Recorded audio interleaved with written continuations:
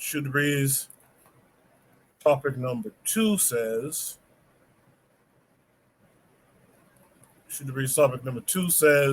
why would a black officer not handle an elder with care?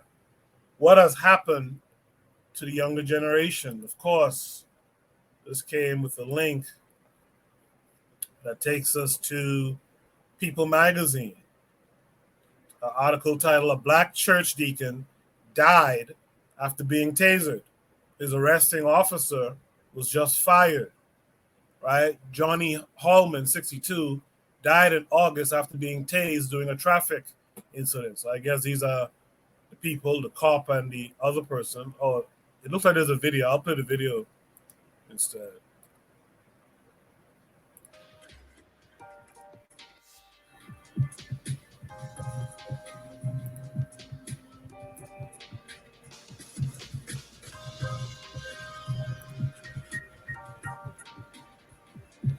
All right, I realize it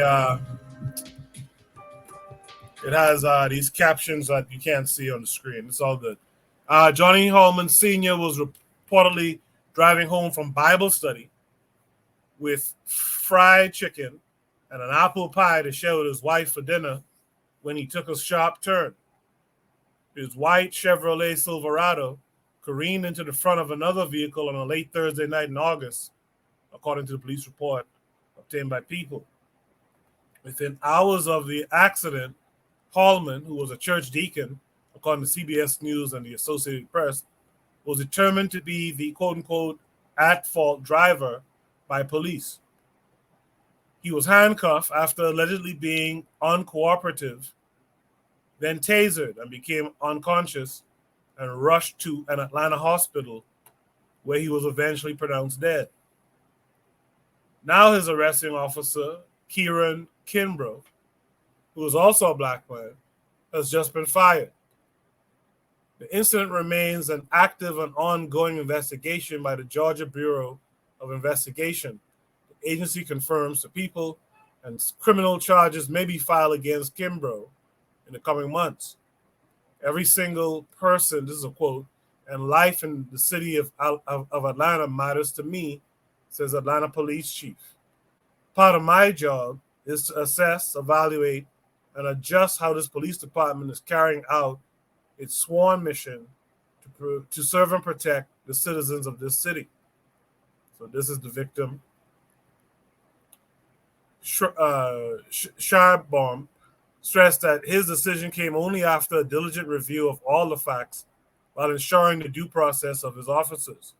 Kimbrough's termination with the Atlanta Police Department, said in the statement, is allegedly based on failing to follow the department's standard operating procedures, was not yet official as of early Wednesday afternoon, according to records listing him as an active duty police officer in good standing, provided to People by the Georgia Police Officer Standard Council.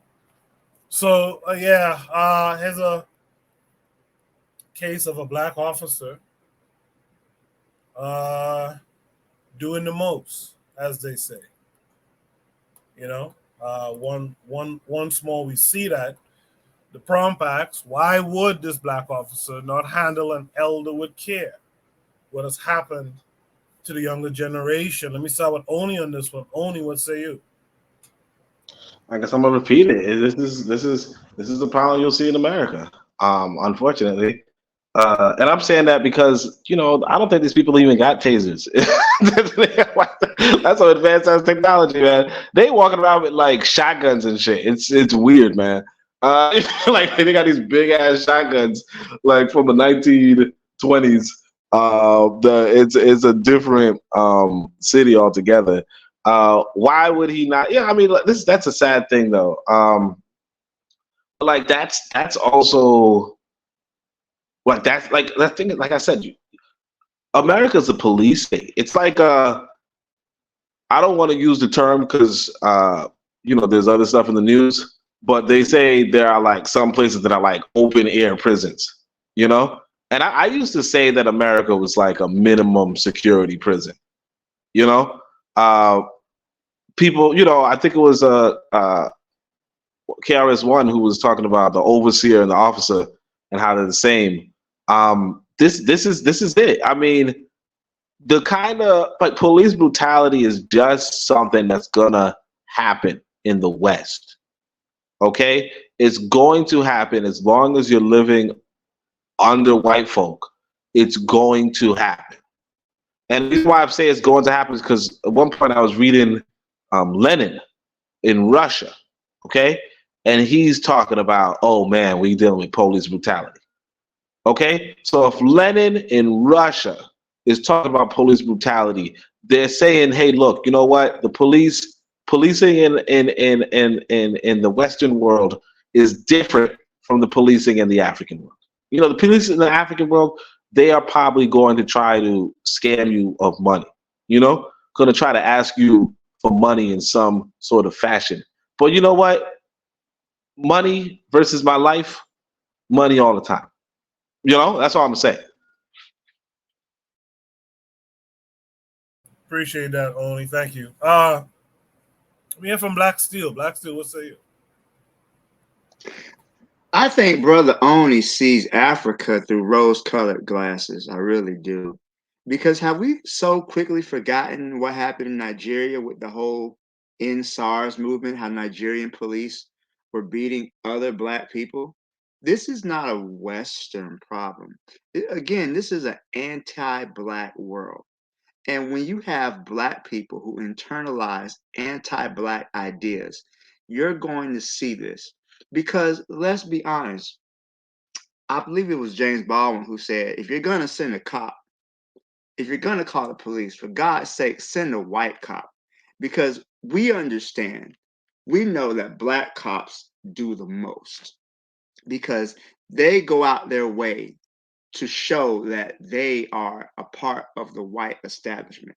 So their brutality will be worse than the white cops' brutality. I'll never forget, I was driving. I was coming home from the airport and I was speeding. I got stopped by a white cop. He pulled me over. I'm in the car with my kid. He was maybe 7 years old. The cop gave me a ticket. He said, "Hey man, just slow down. I don't like to bust people in front of their kids, so don't speed." Okay, cool. Couple weeks later, I don't have a seatbelt on. Pulling out my apartment. Black cop pulls me over. He starts screaming, "Keep your hands on the goddamn wheel! Keep your hands on the wheel!" I'm like, "Yo, okay, all right." So this black cop was attempting to escalate the situation. He was an asshole. But it goes back to what I'm saying, how black police officers can be more aggressive towards black people than white police officers. That same black cop will not talk to a white person that way. So there's a definite racial hierarchy within the world at which black people are seen as at the bottom. There's no level of abuse that's inappropriate for black people. And you can see this old man. This old man was not a threat. He might have been upset. He might have been angry. But this police officer, had that been an old white man, I'm pretty sure he would have found a way to de-escalate this situation. This black man had to learn his place. There were plenty of black overseers on the plantation. There are plenty of black people who were in charge of other black people during slavery, during Jim Crow. So what it is that it's not so much why would a black officer not handle an elder with care? He didn't see him as an elder. He saw him as just another nigga. And in his mind, I'm wearing the uniform. I'm better than that nigga, no matter how old he is. He's going to obey me. He doesn't obey me, I'm going to use force against him because he's black. There's no level of violence that's too much for black people. And it's not an American thing, because we can see this same violence from police forces in Africa and the Caribbean. What were the ones in Haiti? Tonton Macoute, how violent they were towards the people, their own people, because they see, again, when you're dealing with internalized anti-blackness, you're going to see your brothers and sisters as less than. You're going to see black as less than, and they're deserving of whatever level of violence you choose to mete out. I'll leave it there, Coco. Thank you. It's kind of like the Latino kid rolling with the black crew, right? You gotta wonder. You gotta keep your eye on that fucker. You gotta wonder what is he doing to earn his keep here. You know. So when you see a black cop, that's just a gang called the cops. You gotta wonder what is he doing to earn his keep here. That's the sad thing about that situation. You immediately have to be suspicious of a black cop because what is he doing to earn his keep here? Let's have from Buana on this. Buana, what's you? Yeah. So my thing is, what is the difference between a black officer and a white officer? Both of them are considered to be agents of the state. They carry out and enforce the laws of the state. If they were protecting and serving or servants of the people, quote unquote, then you would the factor of the younger generation being responsible for the older generation's upkeep and ensuring that they are treated well, etc., etc., etc. You would find places maybe like Japan, where where the officer is seen to serve the community as opposed to carry out the laws of the community, or no, of the state, These are two different things. One is seeing the person as a elderly individual, an elderly person from his community, and the other one is seeing the person just as a citizen. Take out the context of elderlyship, take out the context of race, take out the context of gender. That person is just a citizen existing within a state, you know. But I would also say this: um, when when Black Steel talks about policing in the Caribbean and in Africa, and in reference to what Oni said, we all are people bound to our experiences, our personal experiences. Now, if Oni sees the police officers in Tanzania as very passive and non-aggressive, that's a beautiful thing. And I wish him I hope he has that experience throughout Africa. I hope he never has to encounter an experience where if there's any hostility in terms of policing in Africa. But Oni also has roots in Jamaica. And policing in Jamaica is they have one of the most atrocious records, in terms of the treatment of black people in Jamaica. I We don't even have to go on about the Bahamas, man, because it's a jungle out here. Like, let me just put it like that. And policing in Bahamas is extremely brutal. And when the tourists come around, you see the smiling faces come out. They suddenly all of a sudden learn this idea of civility. They can be very, very civil when the tourists come around. But in terms of how they treat the people, that people who look like them, who look like their mothers and fathers and uncles and cousins, is much more brutal, aggressive, indifferent, meaner. Policing in the Caribbean is atrocious. And I do believe it's internalized self-hatred. I do believe that. But these are the things that we face and try to fight against. And we can continue to talk about these things. And when we're in situations where we can publicly talk about it, and where we can influence the minds of people, we'll do that. But unfortunately, as Oni was suggesting, or Black Steel, you're living in a police state. The Bahamas, I feel, is very much a police state as well. So there are things you could say publicly and things you can't say publicly, because people will show up at your door afterwards. But yeah, I would say that this is and also and lastly, we are a reflection of the older generation. So whatever the younger generation decides to engage in, they are only a reflection of what came before them. You can't disconnect the older generation from the younger generation. So you really have to pair into what the older generation was doing, you know, to answer that question of what's happening to the younger generation. You can't what Malcolm X say. You can't judge the leaves of a tree without reflecting on the roots of that tree. So that's what I would say about this particular prompt. But I'll leave it right there. Well, let me add about sorry. Okay. No. Let me add about the rose tinted glasses. Yeah, I mean, I think so. I mean, look, I'm not going to say, but when I say Africa, I don't really mean all of Africa. Africa has 54 countries. Some of them, like Black Steel will point out, are tyrannical, dictatorships. Nigeria, I don't even mess with Nigerians.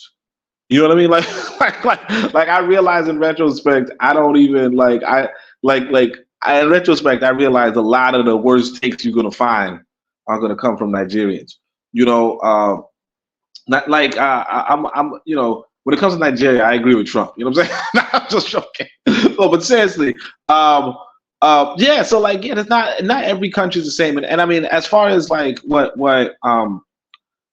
Barna was saying about, well, you can't criticize the government in Barbados, or the Bahamas, right? But you can't criticize the government. The thing is that, yeah, that's I think one of the things that we do is that like we have these, like, America is the land you can criticize your government. It brags about it and it tells everybody, yo, go and criticize your government. That's not a real thing. You know what I mean? Like, outside of America, it was never a thing. I remember I was watching this that show. Basically, the American president stands down, and then the British king is like, what the fuck is he doing? Like, nobody does that. Like, America was a really innovative country that's inspired quite a few people around the world, like like term limits for leaders, and criticizing the government and those kind of stuff.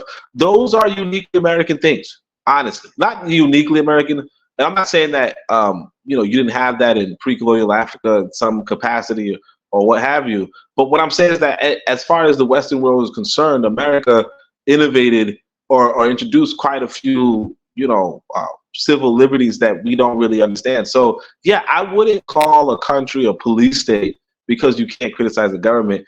Criticizing the government is just is really a new thing, in terms of Western governance. Like, if you're descended from a Western system, obviously in an African system you could criticize your government, but you also didn't really have the same types of government. But what I'm saying is this: long story short, yeah, there are definitely certain countries in Africa that aren't great. What I'm saying Africa right now, I'm talking about Tanzania, and I'm talking about Ghana.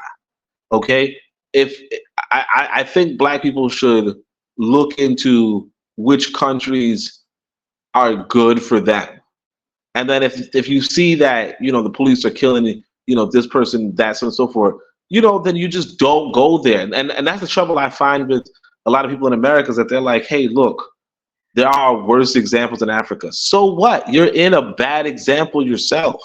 You're in a bad situation yourself. You could pick from 54 countries. America's not better than 54 countries, on any list. No, I'm joking. I'm joking. But like, America's not better than all 54 countries in Africa. So you just have to go to one country, and that's it. It's kind of like with regards to women. It doesn't matter if there's 100 terrible women if you find one good one. If you find one good woman, it doesn't matter how many bad women there are. Just the same, if you find one good country, doesn't matter how bad. So I would say, in terms of that, it's just Ghana. I mean, it's Ghana and Tanzania. I don't know about any other countries, but Ghana and Tanzania, that's a safe bet for most Black folk. Appreciate that, Oni. I thought there might have been some other comments there. Appreciate that discussion. Trigger Happy in the chat here says, honestly, too, if you want power and to maintain a revolution, freedom of speech makes absolutely no sense. LOL. That's an opening to your enemies. With that said, we're making good time tonight. Let's go shoot a brief talk number 3.